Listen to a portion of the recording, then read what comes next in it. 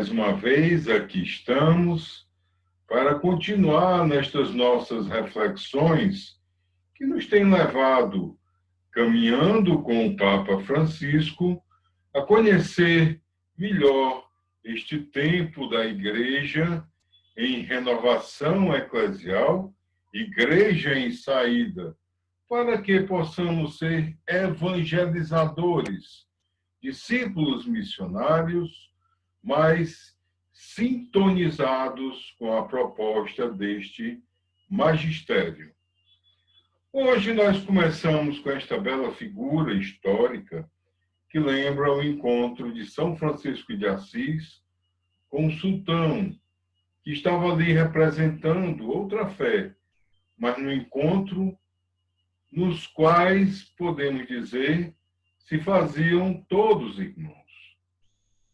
E no Evangelii Gaudium, no número 216, o Papa fala assim: pequenos, mas fortes no amor de Deus, como São Francisco de Assis, todos nós, cristãos, somos chamados a cuidar da fragilidade do povo e do mundo em que vivemos.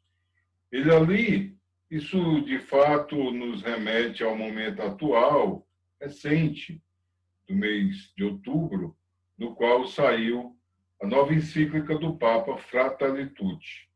Como já falei aqui uma vez, esses documentos que saem depois da Evangelii Gaudium estão todos relacionados com aquela primeira, porque a exortação apostólica, a alegria do Evangelho, é o plano pastoral do pontificado do Papa Francisco. No terceiro item deste capítulo em que avançamos, o penúltimo, fala sobre o bem comum e a paz social. O número 217 nos ensina: falamos muito sobre a alegria e o amor no documento, então, mas a palavra de Deus menciona também o fruto da paz. E a citação que aqui colocamos lá em cima. Mas o fruto do Espírito é amor, alegria, paz, paciência, bondade, benevolência, fé. Citação em Gálatas. Então o Papa adentra nesse terceiro item ao fator da paz social relacionada ao bem comum. Há este parágrafo que eu considero de ouro, central, exemplar na fala do Papa Francisco, que está no número 222. Existe uma tensão bipolar entre a plenitude e o limite. A plenitude gera a vontade de possuir tudo, e o limite é o muro que nos aparece pela frente. O tempo, considerado em sentido amplo, faz referimento à plenitude, como expressão do horizonte que se abre diante de nós. E o momento é expressão do limite que se vive no espaço circunscrito, o aqui e agora. Os cidadãos vivem em tensão entre a conjuntura do momento e a luz presente, explica o Papa, do horizonte maior. Ele fala assim, vamos retomar. Os cidadãos vivem em tensão entre a conjuntura do momento e a luz do tempo, do horizonte maior, da utopia que nos abre ao futuro como causa final que atrai. Esse eterno devir, aquilo que nós esperamos. Daqui surge um primeiro princípio para progredir na construção de um povo. Ensina o Papa, tempo é superior ao espaço.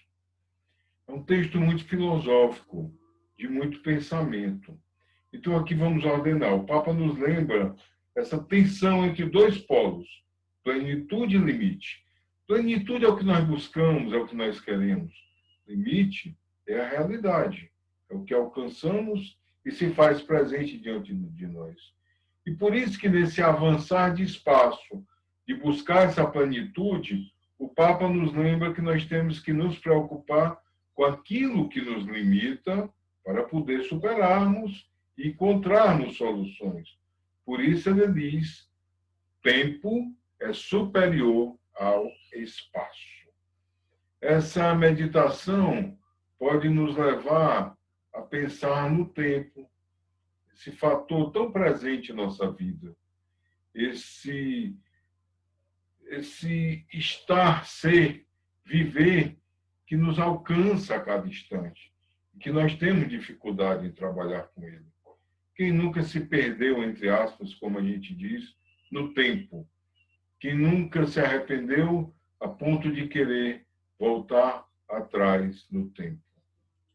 É algo muito forte e que nós precisamos pensar e aprender a lidar. Este princípio, diz o Papa no número 223, tempo é superior ao espaço, permite trabalhar a longo prazo, sem a obsessão pelos resultados imediatos. E aqui eu me detenho e coloco para vocês. Sempre que leio, releio esse documento desde 2013, compreendo aí, nesse alerta, nessa chamada de atenção que o Papa nos faz, que nós temos que saber trabalhar a longo prazo. Vejam bem, há 7 anos o Papa delineou tudo e ainda está a tirar do seu, digamos assim, baú, coisas novas e coisas antigas que nos traz como ensinamentos do seu magistério para nos fazer uma igreja em saída, uma igreja em constante renovação que busca superar os limites. É desafiante. Não podemos, se alguém achasse que o Papa ia mudar tudo em poucos anos, ou se nós pensarmos apenas em décadas, é uma verdadeira loucura. A igreja caminha e progride e sempre avança por isso, porque sabe trabalhar em função do tempo. E essa maravilhosa figura da ampulheta, que nos lembra sempre que o tempo escorre, o tempo é fluido, o tempo se esvai. Nós é que temos que saber trabalharmos a nossa forma de pensar, de agir, de intervir, senão, como a gente diz, o tempo se vai. E outro princípio que ele coloca é que a unidade prevalece sobre o conflito. Se queremos a paz, temos que aprender a lidar com isto. Trabalhar sempre pela unidade. Também nos alerta que a realidade é mais importante do que a ideia. Diz assim o Papa no 231. Existe também uma tensão bipolar entre a ideia e a realidade. A realidade simplesmente é, a ideia elabora-se. Veja bem, a realidade é, simplesmente. E a ideia é algo que é elaborado.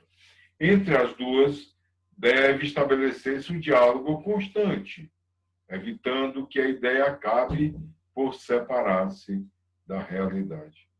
É perigoso viver no reino só da palavra, da imagem, do sofisma.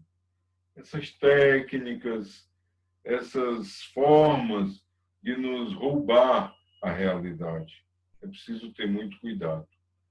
E continua assim, nos alertando o Papa no 232. A ideia, as elaborações conceituais, está ao serviço da captação, compreensão e condução da realidade. A ideia desligada da realidade dá origem a idealismos e nominalismos ineficazes que, no máximo, classificam ou definem, mas não empenham. O que empenha é a realidade iluminada pelo raciocínio. Eis um alerta, mais um ensinamento que o Papa nos deixa. Também, com esse título, o todo é superior à parte, no número 234, nessa série de conjuntos que o Papa define a melhor forma de agirmos, ou seja, nos aconselha. Ele coloca, entre a globalização e a localização, também se gera uma tensão, o aspecto do mundo global e a realidade local. É preciso prestar atenção à dimensão global para não cair numa mesquinha cotidianidade. Ao mesmo tempo, convém não perder de vista o que é local, que nos faz caminhar com os pés na terra, os pés por terra.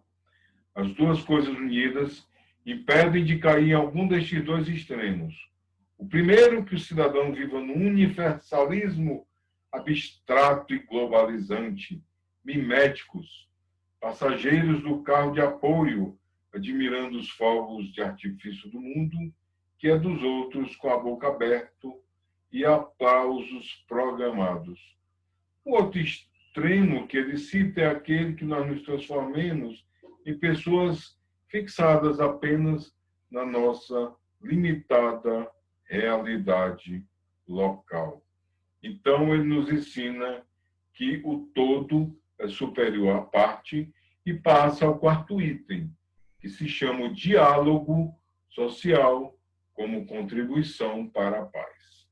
A partir do número 238, ele propõe alguns diálogos, e aqui estão listados, uma vez que nós podemos conhecer muito mais sobre esses diálogos na atual Fratelli Tutti, a encíclica mais recente. Então, quais diálogos ele trata aqui, em linhas gerais? O diálogo entre a fé, a razão e as ciências, no número 242. O diálogo ecumênico, no número 244. As relações com o judaísmo, no número 247. O diálogo interreligioso, no número 250. E o diálogo social no contexto de liberdade religiosa, no número 255. Já com a sua riqueza, desde a Evangelii Gaudium, mas bem mais aprofundada agora na Fratelli Tutti, todos irmãos. E um dos momentos fotografados pela Vatican News, e que se repete a cada ano, é essa capacidade que o Papa tem com o seu testemunho de promover o diálogo interreligioso. Como se conseguirá realizar tudo isso? Com a espiritualidade. Não há como nós termos teorias, ideias, ensinamentos, indicações, se nós não nos reforçarmos através do desenvolvimento da nossa espiritualidade. Uma espiritualidade pessoal, encarnada, e uma espiritualidade para toda a igreja que deve caminhar em saída com seus discípulos missionários. E é isso que vai nos apontar o final do documento Evangelii Gaudium, que nós trataremos no próximo vídeo. É preciso sempre conhecer mais, lembramos.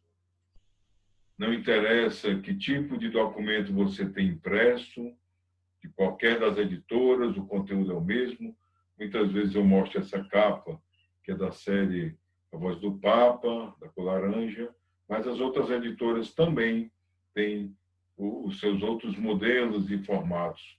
O importante é que devemos reler ou devemos comprar para ler, quem não conhece. E também está disponível no site da Paróquia Cristo Rei, na seção ali no menu Downloads, paroquiacristoreis.com.br.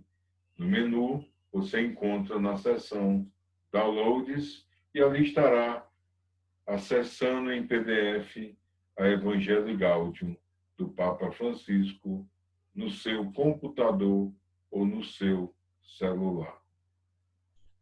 Ficamos por aqui neste momento e, como já falei, no próximo vídeo poderemos concluir e perceber a importância da espiritualidade na igreja em saída.